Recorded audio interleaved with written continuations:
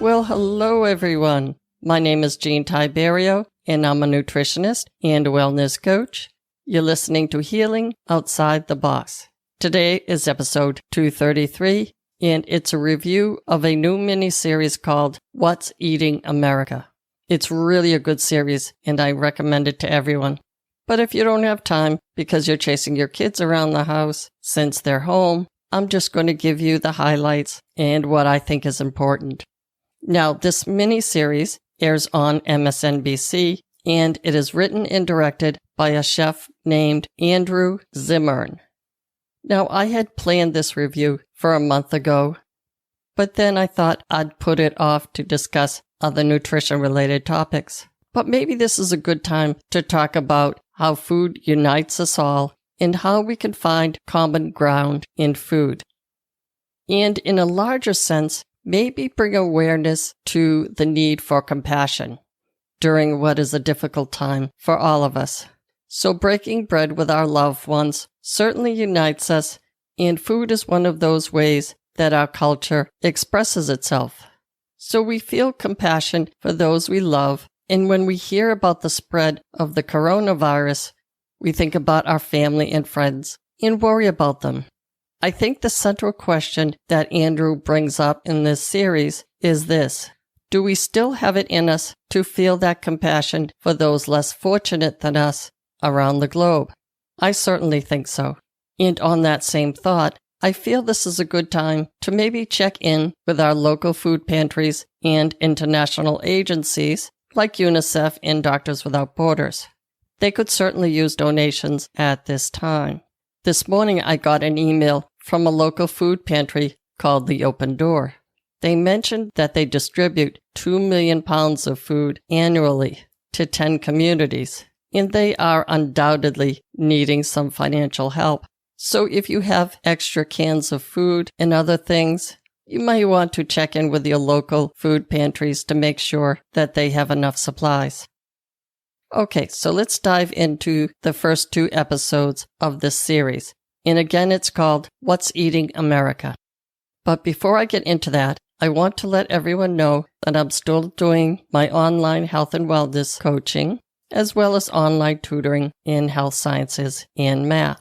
If anyone would like to take me up on my services, you can either email me on my website. You can use the contact page, which is healingoutsidethebox.com/contact us.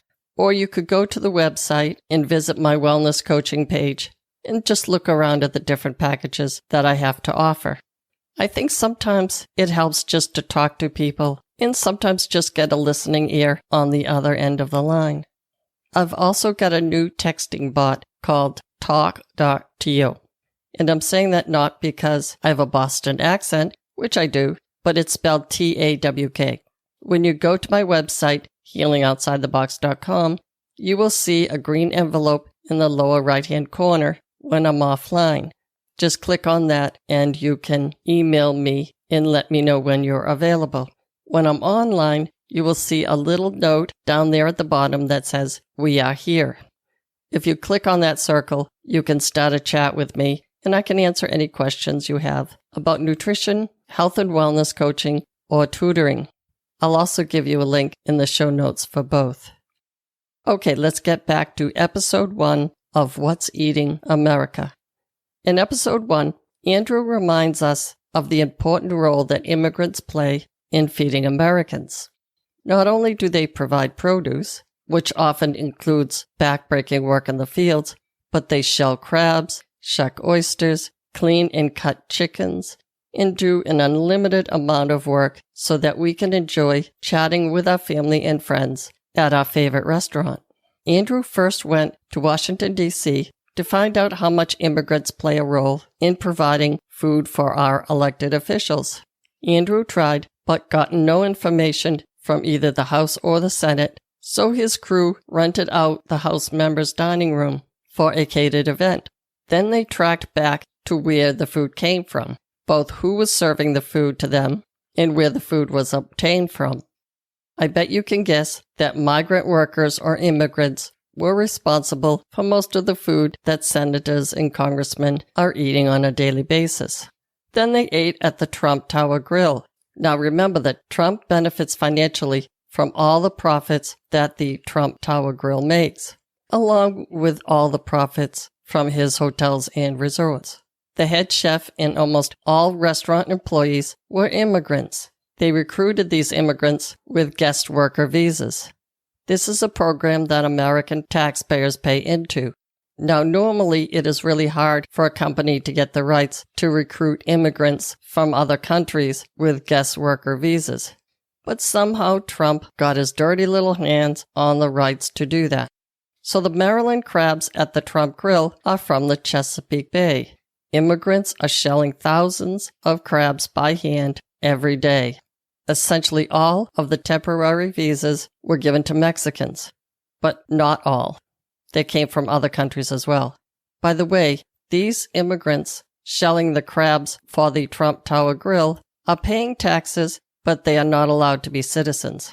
His Mar-a-Lago resort is worked by immigrant workers trucked in with this special program that was designed for small farmers.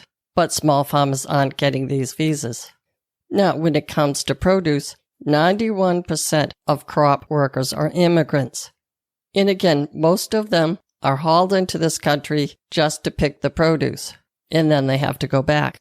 After this, Andrew went to a Tyson plant in Arkansas. This plant processes 11 million pounds of chicken every week. In this plant, 1/4 of the workers are recruited from the Marshall Islands. Again, they pay American taxes, but they are not allowed to be citizens. Now, many of you may be thinking that the Marshall Islands sounds vaguely familiar. Something we did there that was not very good. Yes, indeed. Bikini Island in particular there was not very good because we dropped 23 nuclear bombs on them just to test them out. Some of the Marshall Islands are still 10 times more toxic than Chernobyl. The people in the Marshall Islands were getting cancer, obviously, at an alarming rate and needed to get out of there. So they were shipped here, where many of them are working at the Tyson plant 12 hours per day, cleaning and cutting chickens. 40% of these people live below the poverty level, but are not eligible for SNAP or food stamps and cannot vote. But again, they do pay taxes. Apparently, he mentioned that it's only the military that gets fast-tracked to citizenship, which is something I didn't know. In another segment, Andrew spoke to an undocumented immigrant from Mexico who worked as a banquet chef for Trump. Not only did Trump know what was going on, but one of Trump's lawyers helped this Mexican falsify documents so he could then pay taxes. Now, what can we do about this?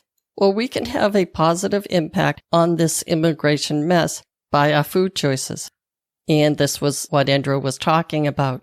The first thing we can do that's a no-brainer is to support our local farmers who treat their workers fairly. There's also a federal program called EFI. It stands for Equitable Food Initiative. The produce you buy has a sticker on it that says responsibly grown. Farmers here receive monthly bonuses, and I'm guessing their hourly pay is a whole lot better. Okay, let's look at episode 2, and it's called Overcooked. This is about what climate change has already done to our American traditions around food and maybe what we can do about it. Andrew visited a town on Lake Michigan in the first segment of this episode. We learned that perch is no longer part of Lake Michigan. Who knew? There was literally no perch. And the perch they do provide for restaurants has to be imported from Canada. Perch sells wholesale at $15 a pound. So dinner with imported perch will be around $30 per dinner.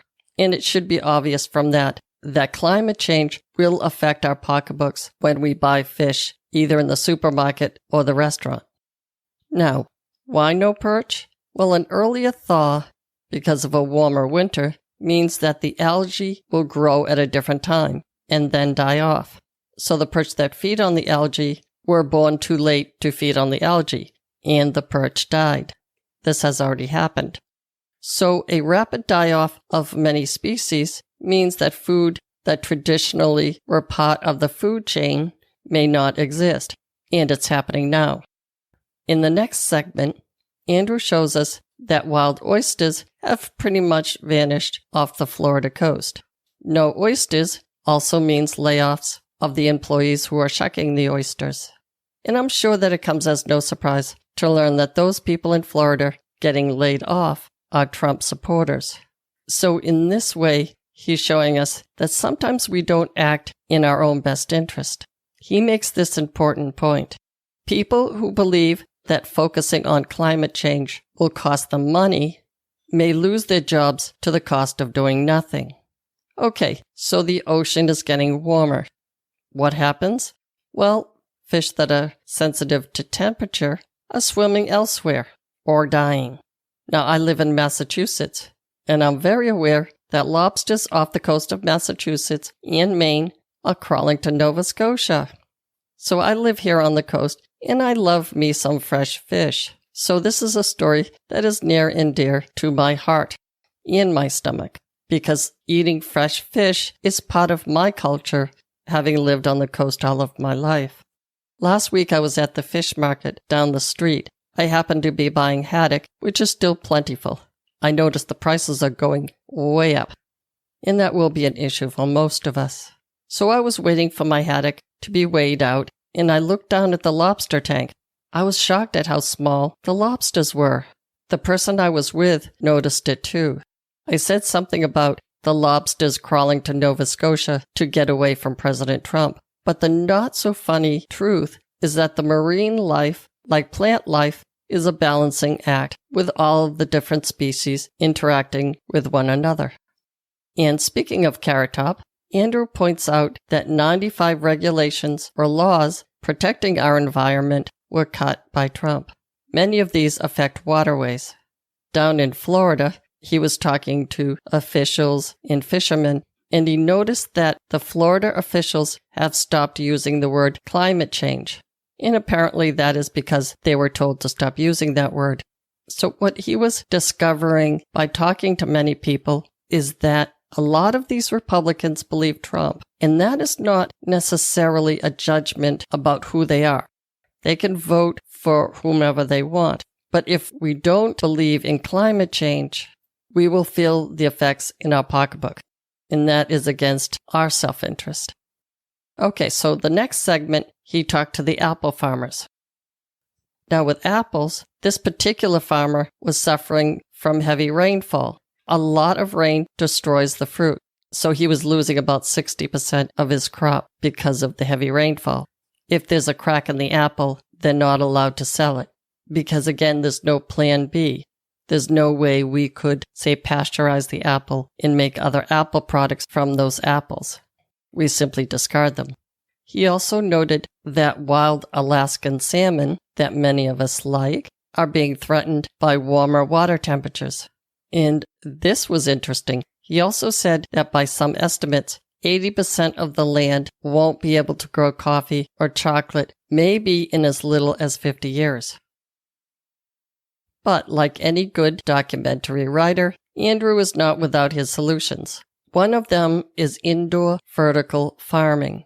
This involves a process called aeroponics. He took us to the largest vertical farm in the world, and that is Aero Farms in Newark, New Jersey. Here they plant the seeds or weave them into cloth. The seeds and then plants are sprayed with a nutrient-rich mist, so it's in water droplets. These indoor farms utilize 95% less water. They also use 0 pesticides and 0 herbicides. They don't have to be washed because there is no dirt. Now, this indoor technique won't replace all outdoor farming, but it can be used short-term when droughts or heat waves destroy large sums of crops. In other words, Plan B. Scientists are also looking into alternative foods that can save on water and protect our soil from nutrient damage or erosion. Also, there's an interesting new type of grain called kernza, and this is the type of thing I'm interested in. It is similar to wheat, except that this grain is a perennial, not an annual like wheat. So maybe someday we can tell Monsanto, or Bayer, as it's now called, with its monopoly on the GMO seed market, to take a hike. And also, this kernza grain is better at capturing CO2, and it's tasty. In addition, we are also learning how to grow oysters and mussels in cages, and we have many concerned, smart people finding new ways to keep our old cultural traditions alive. And that's a good thing, as Martha Stewart would say. During this episode, Andrew interviewed a woman by the name of Amanda Little. That's Little. She wrote a book called The Fate of Food: What We'll Eat in a Bigger, Hotter, Smarter World. It's available in hardcover, Kindle, and Audible. And if you're interested in watching this TV series along with me, it's available on demand on MSNBC. Now, that's all I have for you today. Be well and stay tuned next week for another episode of Healing Outside the Box.